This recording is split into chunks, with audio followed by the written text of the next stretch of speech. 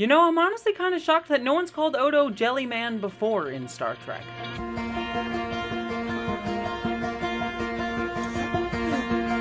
Hello interwebs, I hope you're doing well because it is a brand new year, and with it, it has brought brand new episodes of Star Trek Prodigy.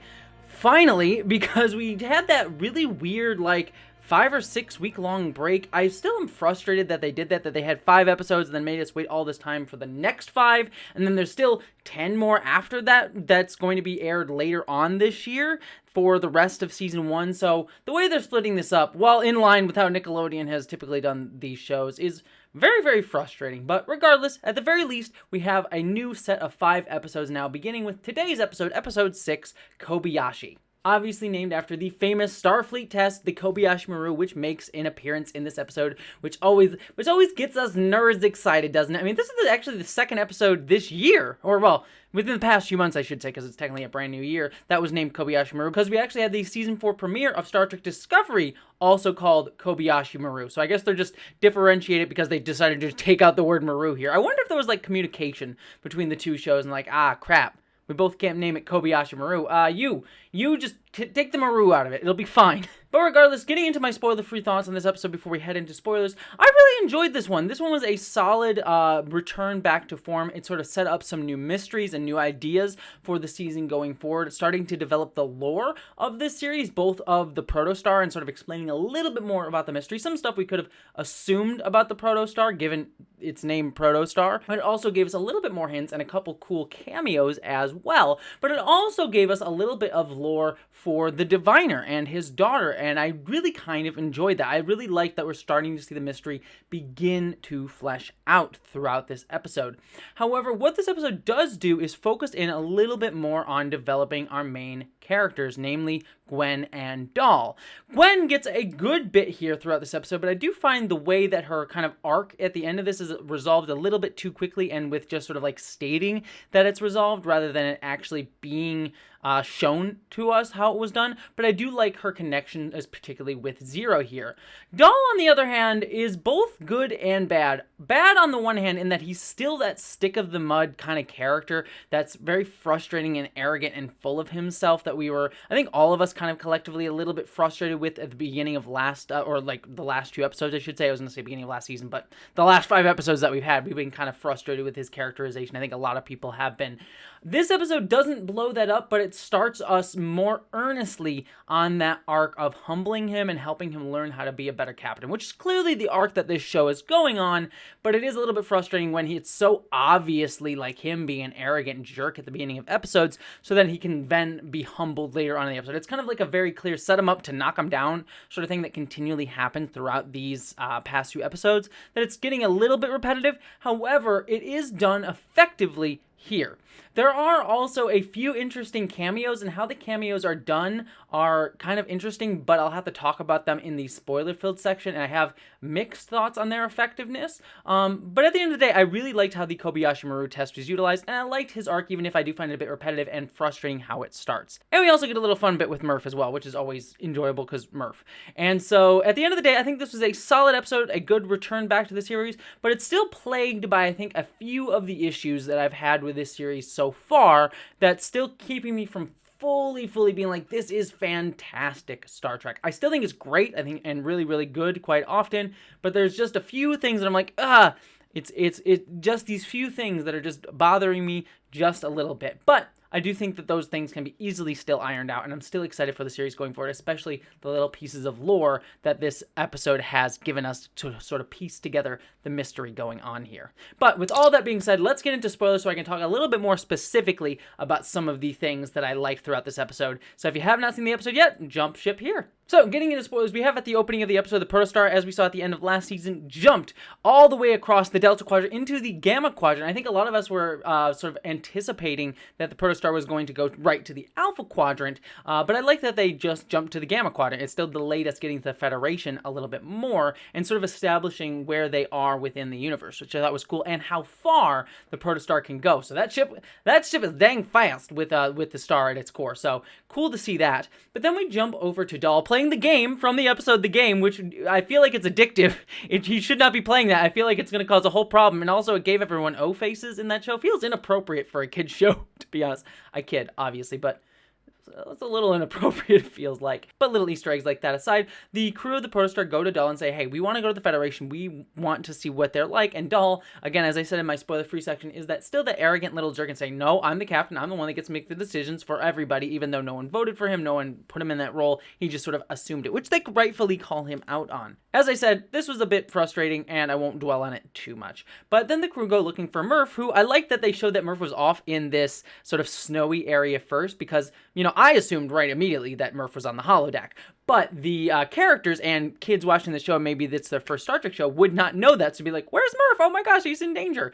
And so it was nice to sort of see them looking and then find the holodeck and be a good little way to introduce the holodeck to newer fans of Star Trek. And we got a couple cool little references here, like we get the Cali Phi pits of Vulcan, so we get like the Pon farr little references there, and a Mock Time references. We get Dracula, which was cool, and then Jane Eyre, which obviously was referencing Janeway doing those like hologram romance sort of novels way back in season, I think, 1 and 2 of Star Trek Voyager. Might have just been season 1 of Voyager, I don't particularly remember. But anyways, cool little references there. But then Dahl and Jenkin-Pog discover the Kobayashi Maru test. And then Dahl gets sucked into the Kobayashi Maru and trying to solve it. I also really like here that hologram Janeway like kind of subtly taunts Dahl with playing the game, kind of using Dahl's ego against him in order to get him to do the Kobayashi Maru, because I feel like hologram Janeway knows that Dahl needs to learn the lesson of the Kobayashi Maru, and so by taunting him a little bit, it kind of plays into his ego in order to force him to play the game. So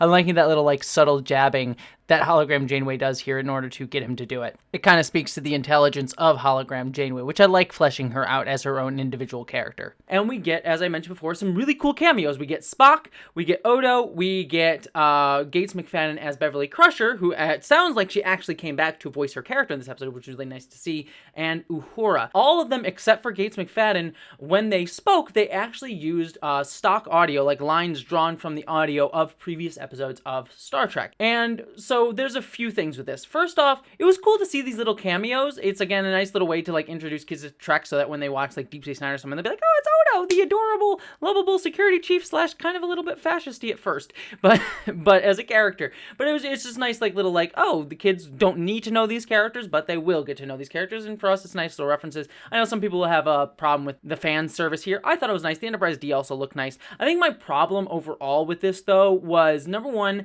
I didn't particularly love the look of any of these characters. They kind of threw me a little bit, and no one particularly looked like themselves, except for Uhura and Scotty. Both of those two, when Scotty showed up, both of them actually looked great. I think their art style was great, but everyone else, I was a little bit like, I see it, but I don't particularly love the look of these characters in this art style. But that might just be my, proclivities of having seen these characters for literally almost my entire life at this point. So I was a little bit thrown by it, but you could have, mileage may vary on that one.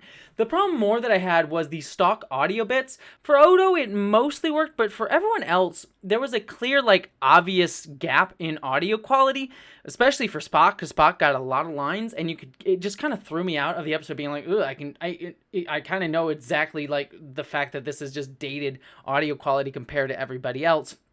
And you can kind of make it work in the universe of the show, being like maybe it's actually the computer using recorded audio logs from those things, from those different episodes of the show that it had on file. But that's not really how we've seen the holodeck work. So you can make it work, but a little was frustrating and it just threw me out, especially when they pieced together a bunch of different quotes in a row, and you could just hear the distinct change in qualities across different movies and things like that. Especially again for Spock being the most obvious problem with that. So it just kind of threw me out a little bit. I understand the impetus to do it, but it just really, really threw me.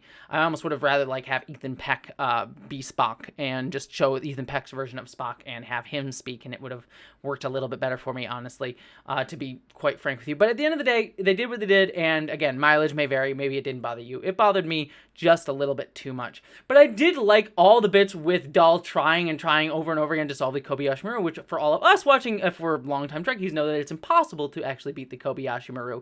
Jankenpog laughing and laughing more at him, and him not actually learning the lesson. And I loved at the end the whole bit when he throws Jankenpog out and he finally does beat the Kobayashi maru. He actually, the whole bit with like him going chaos, getting like the AC/DC music, throwing the warp core out, getting everyone confused, and even then he still loses because he kind of gets arrogant as well. It worked for me, and I like that he eventually did learn the lesson of the Kobayashi maru, that you have to be humble, you have to listen to the needs of your crew, as well as the fact that this was an unwinnable situation. And it was, I like that it was not only the unwinnable situation, but the fact that these crew members, these Star Trek characters that we've had throughout all of these series, were on the ship together and getting frustrated at Dahl. And so it was more about like them as a crew. And I think I would have felt it a little bit more if it hadn't been like these weird stock audio versions of these characters that threw me out a little bit more. But it was an effective arc for him to learn and set us up for the end here. The other two bits of this episode that I thought were fun was we also had Murph eating some of the torpedoes, and Rock-Talk just getting so upset and being like, can I ask for a friend? What do you think would happen? And Murph turns out to be indestructible, which I'm sure will come back a little bit later. So setting up the little abilities of Murph and a cute little story with Rock-Talk, I thought that was really wonderful.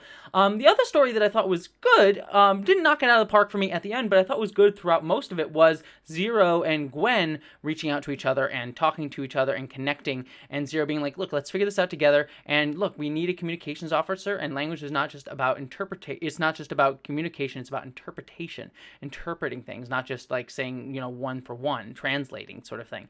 And that does come back around at the end of the episode when they start to solve a little bit of the mystery of the protostar and find that there's some classified files in the language of Gwen's own species, and that she and her father, the diviner, have never met any of her species before. So interesting mystery there. Why is this ship have some of the code of her species? I'm actually kind of shocked at that. That's like a really interesting mystery that I hope will be delved out, and we'll talk a little bit more about that. Ties into some of the diviner scenes that we got in this episode as well. I will say though, I was a little bit disappointed how her storyline resolves, because once she finds the code in the machine, Gwen just sort of states that, oh, I'm going to interpret this and I'm going to learn from what we said before, but we don't really see that happening. It just sort of is stated to resolve her arc. It's not all that bad, but I did think it was a little bit quick and easy and like kind of nicely pat at the end of the episode here. And all of that does tie into the diviner scenes that we got in this episode, because we got a little bit of an origin story for Gwen as well, with the diviner having been looking for the protostar ship for at least 17 years. We get a flashback to 17 years ago and implied that this has been going on for a lot longer, with a lot of the diviner species just looking for the ship. And I'm curious to see how long they've been looking for the ship. So my idea of there being time travel and them having this ship having gone back in time and maybe to the origin of this species, or a really long time in the past of the diviner species, is probably on the money, that there is some sort of time travel involved. So I'm very, very curious to see how that is going to get developed as we go further into this. We also get a few other things, like there's a little bit more about the diviner's culture, that like Deadlock says like, oh, you can't make an offspring, it's against the rules for some reason, and the diviner says like, no, I want to make a progeny, and he wants his progeny to carry on his legacy, his work, as we want for many of our kids. I'm assuming if you have kids, but obviously kids have their own choices to make and their own life to live. So I'm seeing that interesting sort of setup of conflict here, that he made her to follow him and she's not wanting to do that. So obviously that sort of father-daughter relationship being created there. So interesting little pieces of the mystery and lore of this show being built out throughout this episode that I am curious to see going forward. But we get one last interesting piece of the puzzle right at the end,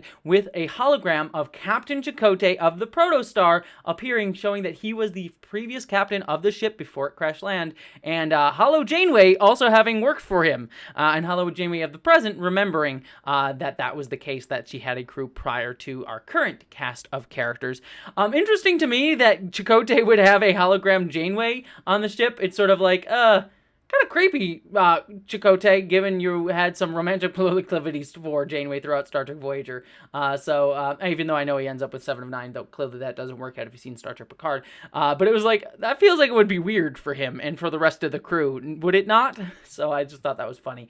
But I'm curious to see how that is going to get out, and so it's nice to see Robert Beltran be able to come back as Chakotay, and hopefully he'll get more time to shine than he did on especially the later seasons of Star Trek Voyager. So curious to see how all that's going to get built out. But beyond that, that's my review of the return of Star Trek Prodigy Episode 6, Kobayashi. What did you think about it? Did you like it? Are you still frustrated with Doll? I'd like to hear all that down in the comments below. Beyond that, don't forget to subscribe to this channel. I also have a main channel, Jessie Gender. I also have a Patreon page that helps supporting me doing what I do. But beyond all of that, I just thank you for being here. I hope that you, as always, live long and prosper.